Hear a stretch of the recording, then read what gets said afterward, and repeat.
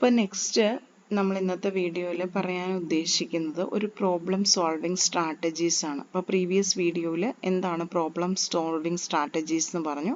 അതിനകത്ത് നമ്മൾ ഉപയോഗിക്കുന്ന ഒരു ഫസ്റ്റ് മെത്തേഡാണ് ട്രയൽ ആൻഡ് എറർ. അപ്പോൾ പേര് പോലെ നമുക്കറിയാം, പലതവണ നമ്മൾ ട്രൈ ചെയ്തുകൊണ്ടിരിക്കുക, എറേഴ്സ് ഉണ്ടാവാനുള്ള ചാൻസ് ഉണ്ട്.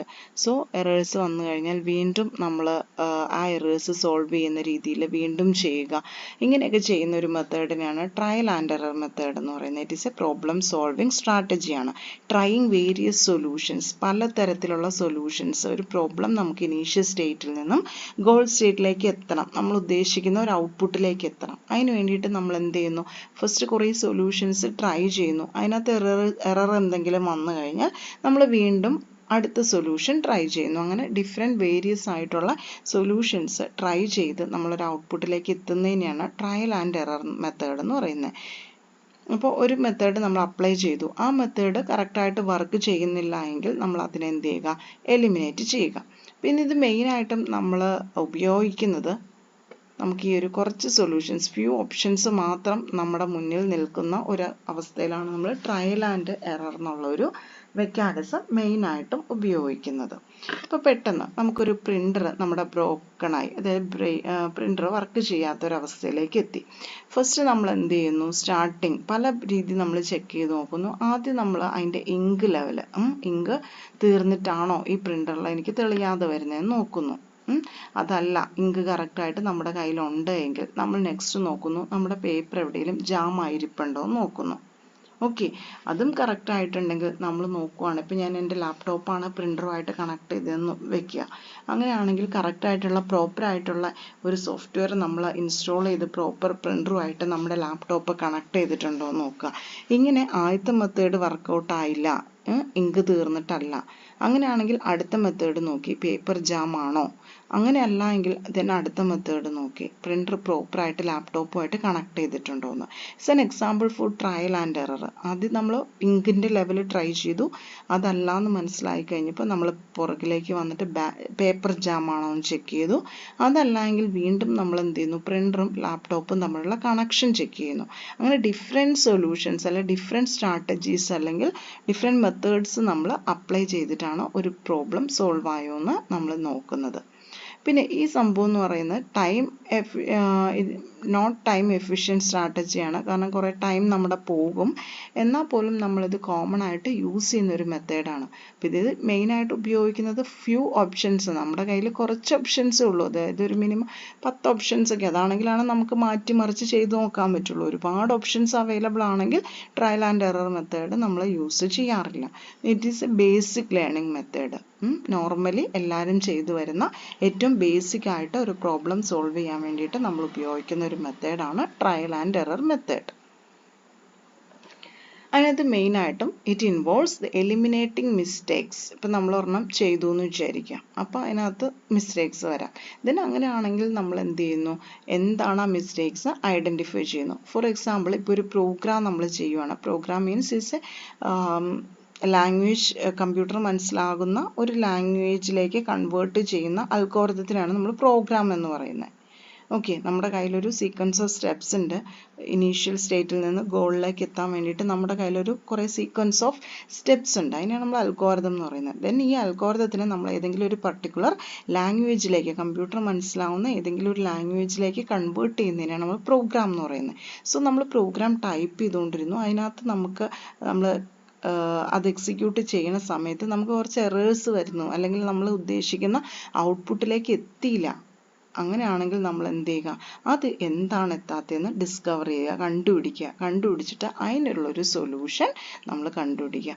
ഇതിപ്പോൾ ഒരു പ്രോഗ്രാമിൻ്റെ കേസിലാണെങ്കിൽ, അതായത് ഒരു കമ്പ്യൂട്ടർ എഞ്ചിനീയറെ സംബന്ധിച്ചിടത്തോളം ആണെങ്കിൽ അയാളുടെ എക്സ്പീരിയൻസ് വഴി നമുക്ക് എന്ത് ചെയ്യാം? ഒരുപാട് ഗുണങ്ങളുണ്ടാവും. കാരണം ഈ ഒരു പ്രോബ്ലംസ് മുമ്പിൽ പലതവണ ഫേസ് ചെയ്തിട്ടുള്ളതാവാം. അപ്പോൾ എക്സ്പീരിയൻസ് എന്ന് പറയുന്നത് ഇതിനകത്ത് വലിയൊരു ഫാക്ടറാണ്. ട്രയൽ ആൻഡ് എറർ മെത്തേഡിനകത്ത് എക്സ്പീരിയൻസ് ഉള്ള ഒരാളെ സംബന്ധിച്ചിടത്തോളം ഈസി ആയിട്ടുള്ളൊരു ടാസ്ക്കാണ്. ദെൻ ഇപ്പോൾ ഈ ഒരു മെത്തേഡ് ഇംപ്ലിമെൻറ്റ് ചെയ്യണമെന്നുണ്ടെങ്കിൽ uses environmental or contextual clues to determine best solution. ഒരു പർട്ടിക്കുലർ പ്രോബ്ലം കൊടുത്തു കഴിഞ്ഞാൽ ആ പ്രോബ്ലത്തിനുള്ള ഏറ്റവും ബെസ്റ്റ് ആയിട്ടുള്ള ഒരു സൊല്യൂഷൻ കണ്ടുപിടിക്കാൻ വേണ്ടിയിട്ട് എന്തെങ്കിലുമൊക്കെ ക്ലൂസ് എൻവയോൺമെൻറ്റലായിട്ടോ അല്ലെങ്കിൽ ആ ഒരു കോണ്ടെക്സ്റ്റിനെ പറ്റിയ രീതിയിലുള്ള ക്ലൂ ഒക്കെ അപ്ലൈ ചെയ്തിട്ട് നമുക്ക് എന്ത് ചെയ്യാം, ആ ഒരു പർട്ടിക്കുലർ പ്രോബ്ലത്തിനൊരു ബെസ്റ്റ് സൊല്യൂഷൻ കണ്ടുപിടിക്കാം. നെക്സ്റ്റ് വരുന്ന അനദർ മെത്തേഡ് അല്ലെങ്കിൽ അനദർ പ്രോബ്ലം സോൾവിങ് സ്ട്രാറ്റജിയാണ് അൽഗോരിതം. ഓൾറെഡി അൽഗോരിതം എന്താണെന്ന് പറഞ്ഞു. അതേപോലെ നെക്സ്റ്റ് വരുന്ന ഒരെണ്ണമാണ് ഹ്യൂറിസ്റ്റിക്സ്. അപ്പോൾ അൽഗോരിതം കോമൺ സ്ട്രാറ്റജിയാണ്. നമുക്കൊരു പ്രോബ്ലം കിട്ടിക്കഴിഞ്ഞാൽ ആ പ്രോബ്ലത്തിൻ്റെ ഇപ്പോൾ എനിക്കൊരു കപ്പ് ഓഫ് ടീ ഉണ്ടാക്കണം എന്ന് വിചാരിക്കുക. സോ നമ്മൾ അതിനകത്ത് എന്തൊക്കെയാണ് ചെയ്യുന്നത്? പാത്രം എടുക്കുന്നു, നമുക്കൊരു ടീ ഉണ്ടാക്കാൻ വേണ്ടിയിട്ടുള്ള ഒരു പാത്രം എടുക്കുന്നു, ദെൻ അതിനകത്ത് വെള്ളം എടുക്കുന്നു, ഗ്യാസ് ഓൺ ചെയ്യുന്നു. അങ്ങനെ ഒരു സീക്വൻസ് ഓഫ് സ്റ്റെപ്സിലൂടെയാണ് നമ്മൾ ഫൈനലി ആ ഒരു കപ്പ് ഓഫ് ടീ ഉണ്ടാക്കുന്നത്. സോ അതിൻ്റെ ആ ഒരു സീക്വൻസ് ഓഫ് സ്റ്റെപ്സ്, അതിൻ്റെ ഒരു ഇംഗ്ലീഷ് ലൈക്ക് വേർഡ്സ് എഴുതുന്നതിനെയാണ് നമ്മൾ അൽഗോരിതം എന്ന് പറയുന്നത്. അൽഗോരിതം എപ്പോഴും ഒരു പ്രോബ്ലം സോൾവിങ് സ്ട്രാറ്റജിയാണ്. It provides step by step instructions. അപ്പോൾ നമുക്ക് എന്താണ് ഔട്ട്പുട്ട് വേണ്ടത്? എനിക്കൊരു കപ്പ് ഓഫ് ടീ ആണ് ഉണ്ടാക്കേണ്ടത്. നമ്മുടെ കയ്യിൽ എന്തൊക്കെ റിസോഴ്സസ് ആണുള്ളത്? നമ്മുടെ കയ്യിലൊരു അതുണ്ടാക്കാൻ വേണ്ടിയിട്ടുള്ളൊരു പാത്രമുണ്ട്, ദെൻ നമ്മുടെ കയ്യിലൊരു മിൽക്ക് ഉണ്ടെന്ന് വിചാരിക്കുക, വെള്ളം ഉണ്ടെന്ന് വിചാരിക്കുക, ദെൻ നമ്മുടെ കയ്യിൽ ടീ പൗഡർ ഉണ്ടെന്ന് വിചാരിക്കുക. സോ നമ്മൾ അതിനെ കുറേ സീക്വൻസ് ഓഫ് സ്റ്റെപ്സ് വഴിയാണ് നമ്മൾ ഈ ഒരു കപ്പ് ഓഫ് ടീ എന്നുള്ളൊരു ഔട്ട്കത്തിലേക്ക് എത്തുന്നത്. അങ്ങനെയുള്ള സീക്വൻസ് ഓഫ് സ്റ്റെപ്സിനെയാണ് നമ്മൾ അൽഗോരിതം എന്ന് പറയുന്നത്.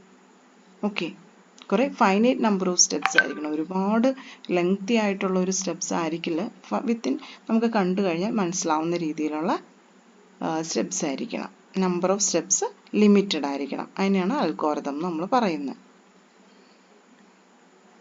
ദെൻ അൽഗോരിതം നമ്മൾ നമ്മുടെ ഡെയിലി ലൈഫിൽ ഉപയോഗിക്കുന്ന ടൈപ്സ് ഓഫ് സീക്വൻസ് ഓഫ് ഇൻസ്ട്രക്ഷൻസിനാണ് നമ്മൾ അൽഗോരിതം എന്ന് പറയുന്നത്. ഇപ്പോൾ നമ്മൾ ഇൻ്റർനെറ്റിൽ സെർച്ച് ചെയ്യുവാണ്, ഗൂഗിൾ എന്നുള്ളൊരു സെർച്ച് എൻജിൻ യൂസ് ചെയ്തിട്ട് നമ്മൾ ഇൻ്റർനെറ്റിൽ സെർച്ച് ചെയ്യുവാണെന്നുണ്ടെങ്കിൽ അത് അപ്പിയർ ചെയ്യുന്നത് തന്നെ സെറ്റ് ഓഫ് അൽഗോരിതംസ് ആയിട്ടാണ്. ഗൂഗിൾ യൂസസ് അൽഗോരിതംസ് എന്ന് വെച്ചാൽ എങ്ങനെയാണ് ആ ഒരു സെർച്ചിങ് ഓപ്പറേഷൻ പെർഫോം ചെയ്യുന്നത് എന്നുള്ള സീക്വൻസ് ഓഫ് സ്റ്റെപ്സ് ഗൂഗിളിന് അറിയായിരിക്കും. അതിനെ ബേസ് ചെയ്തിട്ടാണ് നമുക്ക് ആ ഒരു നമ്മൾ എൻ്റർ ചെയ്യുന്നു, ടൈപ്പ് ചെയ്യുന്നു, ദെൻ എൻ്റർ കീ പ്രസ് ചെയ്യുന്നു, ദെൻ അവിടെ എന്താണ് സംഭവിക്കുന്നത്, കുറേ number of sequence of steps ഉണ്ടാവാം. അല്ലെങ്കിൽ ഇപ്പോൾ ഫേസ്ബുക്കിൽ നമ്മൾ യൂസ് ചെയ്യുവാണ്, ഒരു പോസ്റ്റ് നമ്മൾ പോസ്റ്റ് ചെയ്യാൻ ഉദ്ദേശിക്കുന്നു, നമ്മുടെ ഒരു വീഡിയോ നമ്മൾ പോസ്റ്റ് ചെയ്യാൻ ഉദ്ദേശിക്കുന്നു. സോ ഇതൊക്കെ ഫേസ്ബുക്ക് അപ്പം കുറേ set of sequence of steps use ചെയ്തിട്ടായിരിക്കാം ആ ഒരു പോസ്റ്റിംഗ് എന്നുള്ളൊരു പ്രോസസ്സ് പെർഫോം ചെയ്യുന്നത്. സോ അൽഗോരിതം എന്ന് പറയുന്നത് it is a sequence of instructions അല്ലെ group of instructions or commands അല്ലെ സീക്വൻസ് ഓഫ് സ്റ്റെപ്സ് എന്നൊക്കെ പറയാം. ദെൻ ഹ്യൂറിസ്റ്റിക് എന്ന് പറഞ്ഞാൽ ചെറിയ രീതിയിൽ അൽഗോരിതത്തിൽ നിന്നും വ്യത്യാസമുണ്ട്. It's another type of problem solving സ്ട്രാറ്റജിയാണ്. അൽഗോരിതം നമ്മൾ പറഞ്ഞു കുറേ സീക്വൻസ് ഓഫ് സ്റ്റെപ്സ് കറക്റ്റായിട്ട് ഇങ്ങനെ തന്നെ ഫോളോ ചെയ്ത് നമുക്ക് ഔട്ട്പുട്ടിലേക്ക് എത്താം. പക്ഷേ ഹ്യൂറിസ്റ്റിക് എന്ന് പറഞ്ഞു കഴിഞ്ഞാൽ ഒരു ഓവറോൾ ഐഡിയ ആണ്, ഒരു ജനറൽ പ്രോബ്ലം സോൾവിങ് ഫ്രെയിംവർക്കാണ്. അപ്പം നമ്മുടെ ഒരു ബുദ്ധി ഉപയോഗിച്ച് നമുക്ക് എന്താണ്, ഇപ്പം നമ്മുടെ എക്സ്പീരിയൻസോ യൂസ് ചെയ്തിട്ട് നമ്മളൊരു പ്രോബ്ലത്തിന് ഒരു സൊല്യൂഷൻ കണ്ടുപിടിക്കുന്നു, അതിനെയാണ് ഹ്യൂറിസ്റ്റിക് എന്ന് പറയുന്നത്. ഓക്കെ, കുറേയും കൂടെ നമ്മുടെ ഇൻ്റലിജൻസ് യൂസ് ചെയ്തിട്ട്, വെറുതെ കുറേ സീക്വൻസ് ഓഫ് ഇൻസ്ട്രക്ഷൻസ് അല്ലെങ്കിൽ സ്റ്റെപ്സ് യൂസ് ചെയ്തിട്ടല്ല, നമുക്ക് കുറച്ച് ഇൻ്റലിജൻസ് നമ്മൾ അപ്ലൈ ചെയ്യുന്നു. അത് ഇൻഡിവിജ്വലിനനുസരിച്ച് വ്യത്യാസപ്പെട്ടിരിക്കാം. Think of heuristic as a mental shortcuts എന്നാണ് നമ്മൾ പറയുന്നത്. Mental shortcuts used to solve a problem.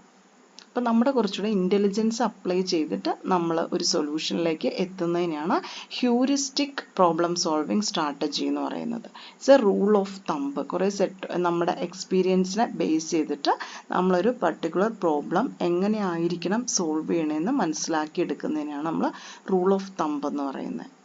It saves times and energy. Then ഇതൊരു ഏറ്റവും നല്ലൊരു മെത്തേഡ് ആണെന്ന് നമ്മൾ കറക്റ്റായിട്ട് നമുക്കങ്ങനെ പറയാൻ പറ്റത്തില്ല. ദെൻ നമ്മൾ പറയുവാണ് ഹ്യൂറിസ്റ്റിക് ഫങ്ഷൻ ഒക്കർ ചെയ്യുന്നത് ഡിഫറെൻറ്റ് കണ്ടീഷൻസ് ഒക്കർ ചെയ്യുമ്പോഴായിരിക്കാം നമ്മൾ ഹ്യൂറിസ്റ്റിക് എന്നുള്ളൊരു പ്രോബ്ലം സോൾവിങ് സ്ട്രാറ്റജി അപ്ലൈ ചെയ്യുന്നത്. അതിൽ ഫസ്റ്റ് പറയുന്നത് when one is faced with too much information. ഇപ്പോൾ ഒരാൾക്കൊരു പ്രോബ്ലം സോൾവ് ചെയ്യണം, അയാളുടെ മുന്നിൽ ഒരുപാട് ഇൻഫർമേഷൻസാണ്. ഓക്കെ, സീക്വൻസ് ഓഫ് ഇൻസ്ട്രക്ഷൻസ് അല്ലെങ്കിൽ സ്റ്റെപ്സ് യൂസ് ചെയ്തിട്ട് നമുക്ക് ആ ഒരു ഔട്ട്പുട്ടിലേക്ക് എത്താൻ പറ്റില്ല. അയാളുടെ മുന്നിൽ ഒരുപാട് വഴികളാണ്. അപ്പോൾ ഏതാണ് കറക്റ്റ് എന്നുള്ളത് ചൂസ് ചെയ്തെടുക്കുക എന്നുള്ളത് അയാളുടെ ഇൻ്റലിജൻസിനെ ബേസ് ചെയ്തിട്ടിരിക്കും. അതാണ് ആദ്യത്തെ ഒരു എക്സാമ്പിളായിട്ട് പറയുന്നത്. അപ്പോൾ ഹ്യൂറിസ്റ്റിക് ആയിട്ടുള്ള ഒരു മെത്തേഡ് വേണം അങ്ങനെയുള്ള കേസിൽ ഉപയോഗിക്കാൻ, വിത്ത് ടു മച്ച് ഇൻഫർമേഷൻ നമ്മുടെ മുന്നിൽ അവൈലബിൾ ആകുമ്പോൾ.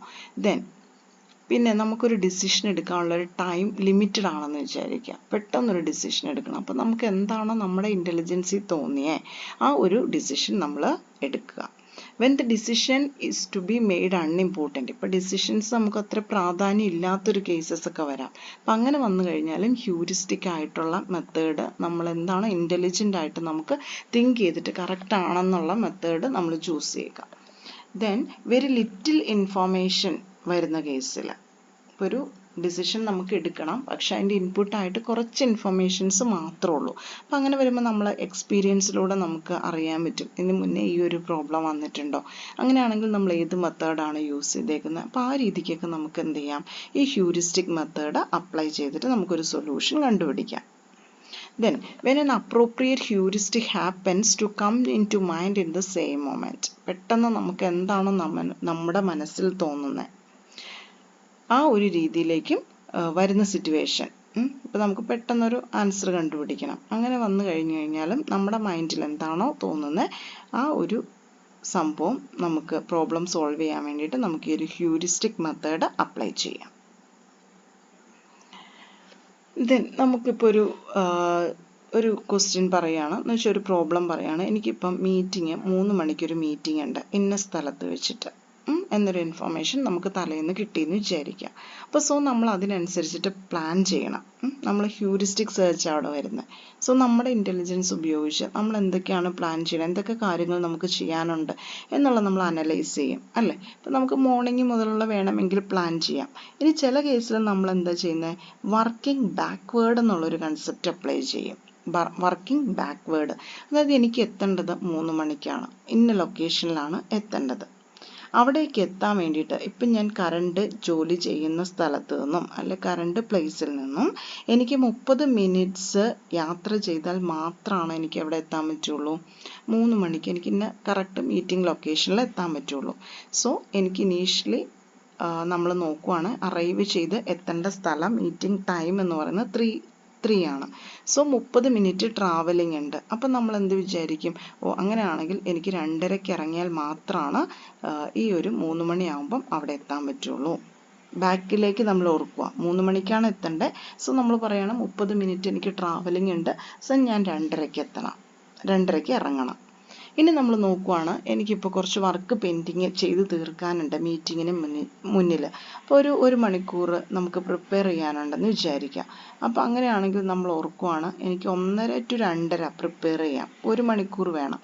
അങ്ങനെയാണെങ്കിൽ ഞാൻ 1:30 എന്ത് ചെയ്യണം, റെഡി ആയിട്ടിരിക്കണം ഈ ഒരു മീറ്റിങ്ങിന് വേണ്ടിയിട്ട് പ്രിപ്പയർ ചെയ്യാൻ വേണ്ടിയിട്ട്. അല്ലെങ്കിൽ നമ്മൾ പറയുക എനിക്കിപ്പോൾ 1 മണിക്കൂർ വേണം റെഡി ആവാമെന്ന് വിചാരിക്കുക. അപ്പോൾ അതിന് മുന്നേ പ്രിപ്പറേഷൻ കഴിഞ്ഞിരിക്കണം. അങ്ങനെയാണെങ്കിൽ നമുക്ക് 12:30 പ്രിപ്പറേഷൻ സ്റ്റാർട്ട് ചെയ്യാം. 12:30 to 1:30 പ്രിപ്പയർ ചെയ്യുന്നു. 1:30 to 2:30 നമ്മൾ റെഡി ആവുന്നു, 2:30 നമ്മൾ ഇറങ്ങുന്നു, 3 മണിക്ക് അവിടെ എത്തിച്ചേരുന്നു. അപ്പോൾ നമ്മൾ 3-ൽ നിന്നാണ് ബാക്കിലേക്കാണ് വരുന്നത്. അപ്പോൾ ചില കേസസിൽ നമ്മൾ മെയിനായിട്ടും വർക്കിംഗ് ബാക്ക്വേർഡ് എന്നുള്ളൊരു കൺസെപ്റ്റ് ഉപയോഗിക്കാം. ഇതൊക്കെ ഓരോ മനുഷ്യരുടെ അല്ലെങ്കിൽ അവരുടെ ഇൻ്റലിജൻസിനെ ബേസ് ചെയ്തിട്ടായിരിക്കാം നമ്മൾ ഈ ഒരു പ്രോബ്ലം സോൾവ് ചെയ്യുന്നത്. ഇപ്പോൾ വർക്കിംഗ് ബാക്ക്വേർഡ് എന്നുള്ളത് ഒരു ഹ്യൂറിസ്റ്റിക്കിൽ വരുന്ന ഒരു ഇമ്പോർട്ടൻ്റ് ആയിട്ടുള്ള ഒരു ടേമാണ്. ഇനി നമുക്ക് വേറൊരു ഹ്യൂറിസ്റ്റിക് കൺസെപ്റ്റ് എന്ന് പറയുന്നത്, നമുക്കൊരു ലാർജ് ഗോൾ കിട്ടിക്കഴിഞ്ഞാൽ അത് നമുക്ക് ബ്രേക്കപ്പ് ചെയ്ത് കുറേ സീരീസ് ഓഫ് സ്മോളർ സ്റ്റെപ്സ് ആക്കാം. ഇപ്പോൾ എനിക്കൊരു ലാർജ് റിസർച്ച് പ്രൊജക്റ്റ് ചെയ്യണമെന്ന് വിചാരിക്കുക, അല്ലെങ്കിൽ ഒരു ലോങ് എസ്സേ എഴുതണം എന്ന് വിചാരിക്കുക. അങ്ങനെയാണെങ്കിൽ നമ്മൾ എന്താ ചെയ്യുന്നത്, ഇപ്പോൾ ഒരു ലാർജ് റിസർച്ച് പ്രൊജക്റ്റ് ആണെങ്കിൽ നമ്മൾ ഫസ്റ്റിലെ ബ്രെയിൻ സ്റ്റോമിങ് സെക്ഷൻ കണ്ടക്ട് ചെയ്യും. എന്ന് വെച്ചാൽ ഒരു ക്വസ്റ്റ്യൻ ആൻസറിങ്, ഒരു സർവേ റിലേറ്റഡ് ആയിട്ടുള്ള എന്തെങ്കിലും കാര്യങ്ങളൊക്കെ ചെയ്യും. നമുക്ക് എന്താണോ വേണ്ടത്, ഡെവലപ്പിംഗ് എ മെയിൻ ടോപ്പിക്, എന്താണ് നമ്മുടെ ടോപ്പിക്ക്, ആ ടോപ്പിക്ക് ഡെവലപ്പ് ചെയ്യാൻ വേണ്ടിയിട്ട് എന്തൊക്കെയാണ് നമുക്ക് ഇൻപുട്ട് റിക്വയർമെൻറ്റ്സ് എന്നൊക്കെ നമ്മൾ അറിഞ്ഞു വയ്ക്കും. Research the topic. ഇങ്ങനെ ഒരു ലാർജ് പ്രോബ്ലത്തിനെ, ലാർജ് റിസർച്ച് പ്രൊജക്റ്റ് ആണ് എൻ്റെ ഒരു പ്രോബ്ലം. സോ ആ പ്രോബ്ലത്തിനെ നമ്മൾ ചെറിയ ചെറിയ ചെറിയ പാർട്സ് ആയിട്ട് ഡിവൈഡ് ചെയ്യുന്നു. റൈറ്റിംഗ് റഫ് ആയിട്ടുള്ള ഒരു ഡ്രാഫ്റ്റ്, ദെൻ റിവൈസ് ചെയ്യുന്നു, എഡിറ്റ് ചെയ്യുന്നു, ഡെവലപ്പിംഗ് ദ ഫൈനൽ ഡ്രാഫ്റ്റ്. അപ്പം അങ്ങനെ നമ്മൾ കുറേ കാര്യങ്ങൾ, ദെൻ പ്രൂഫ് റീഡിംഗ് നടത്തുന്നു. എല്ലാം കഴിഞ്ഞിട്ടാണ് നമ്മൾ ഈ ഒരു പ്രൊജക്റ്റ് സബ്മിറ്റ് ചെയ്യുന്നത്. ഇപ്പോൾ ഒരു ലാർജ് പ്രൊജക്റ്റിനെ നമ്മൾ കുറേ ഗ്രൂപ്പായിട്ട് ചെറിയ ചെറിയ ചെറിയ ടാസ്ക് ആയിട്ട് നമ്മൾ ഡിവൈഡ് ചെയ്ത് വെക്കുന്നു. ഇങ്ങനെ ഒരു അപ്രോച്ചും നമുക്ക് ഈ ഹ്യൂറിസ്റ്റിക്കിൽ പറയാം. ഇതൊക്കെ ഹ്യൂറിസ്റ്റിക്കിൽ വരുന്ന ഡിഫറെൻറ്റ് ടൈപ്സ് ഓഫ് അപ്രോച്ചസ് ആണ്. ഒന്നുകിൽ നമുക്ക് വർക്കിംഗ് ബാക്ക്വേർഡ് ചെയ്യാം. നമുക്ക് എന്താണോ നമ്മുടെ ഡെസ്റ്റിനേഷൻ അതിൽ നിന്നൊരു ബാക്കിലേക്ക് പോയി നമുക്ക് ഇനീഷ്യൽ പൊസിഷനിലേക്ക് എത്താം. അല്ല എങ്കിൽ നമ്മുടെ ഇനീഷ്യൽ എന്താണോ നമ്മുടെ ഗോള്, ആ ഗോളിനെ നമുക്ക് ഡിവൈഡ് ചെയ്തിട്ട് കുറേ സീക്വൻസ് ഓഫ് സ്റ്റെപ്സ് ആക്കിയിട്ട് ഓരോ സ്റ്റെപ്പ് 1 by 1 ആയിട്ട് ചെയ്ത് തീർത്തെടുക്കാം. അങ്ങനെയുള്ള ഡിഫറെൻറ്റ് അപ്രോച്ചസ് ഈ ഹ്യൂറിസ്റ്റിക് സെർച്ചിൽ നമുക്ക് ചെയ്യാൻ പറ്റും. Thank you.